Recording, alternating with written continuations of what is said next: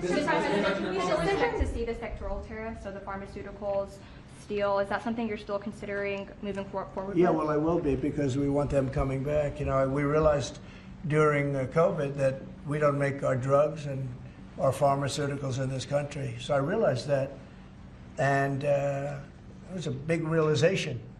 We had to go to China to get drugs. We had to go to other places. I won't even mention the names, but we had to go to other places. We don't make it, and that's because we let them leave. And now if they want to come back, we're going to put tariffs on the pharmaceutical companies, and they're going to all want to come back. They're going to come back. I'm not going to pay them any money like Biden with the chip deal. That chip deal was horrible. They give billions and billions of dollars to chip companies. All they have is money. They have so much money, and they give billions of dollars, and they're just going to keep the money. They're not going to spend it. The only thing that's going to bring them back is you say, we have a barrier. You have to pay 50% or 100% or 200%. And if they have to pay that, they're going to say, we're not going to pay that. We're going to build here. And that's what happened. We're the biggest, most prestigious chip company in the world, spending $200 to $300 billion.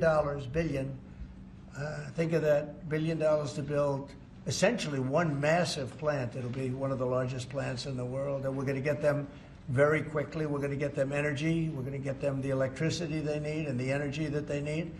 And it'll be approved by Lee Zeldin, a total professional. And it'll be approved very quickly. And they'll get their zoning very quickly. They'll have everything done in a matter of months. Mr. Thank you, sir. You've procured a record amount of private sector investments since your election, $7 trillion. You talked about the importance of all that.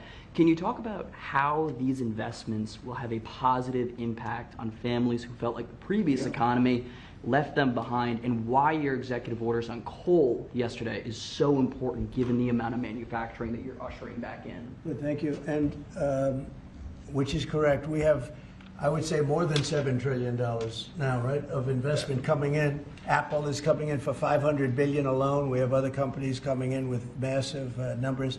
We have car companies that are coming in. No, we've never seen anything like it. Maybe in the 1940s or 50s or something, but we've never seen anything like it. They had 3 plants canceled in Mexico. Not that we want to hurt Mexico, but we're for us. And that's what my job is. It's not to take care of other countries, but I want to help other countries as much as I can, but we have to take care of America first, and it's about America first. So we have many, many companies coming in that would have never come in if we didn't win the election and then put the tariffs on. And they're coming in because when they build in the United States, there are no tariffs. You don't have to pay any tariffs. So instead of paying 30, 40, 50% or 25%, but it could go a lot higher in some of the industries. So we have steel mills right now that are raging. The steel industry was gone. If I didn't put the tariffs on steel, because China was dumping massive amounts of steel in my first term, and I put tariffs on it, I saved the steel industry, but now it's going to thrive, maybe like never before. I mean, if you go back to U.S. Steel from 90 years ago, it was incredible. It was the #1 company in the world for a long time. That's why we don't want to see it go to Japan. And we love Japan, but U.S. Steel was a very special company. We don't want it to go to Japan or any other place. So we're working with them, and I don't know if they need any money now. I'll be honest with you, they hit gold.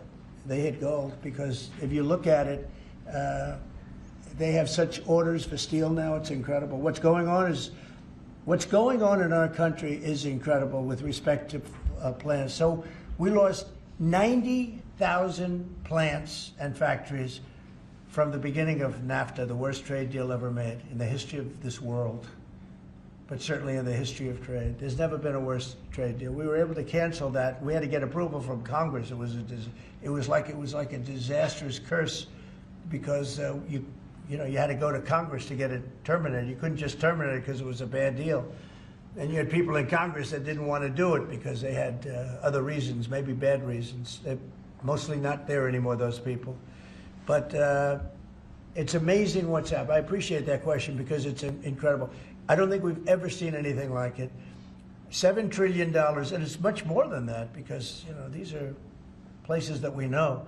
$7 trillion is unheard of. I never looked at the Biden numbers, but you could go a whole year and it was peanuts. Everybody was leaving. They weren't coming in. They were leaving, and that means jobs are leaving. And so we're not playing games. We're going to make this country greater than ever before. Thank you for that question.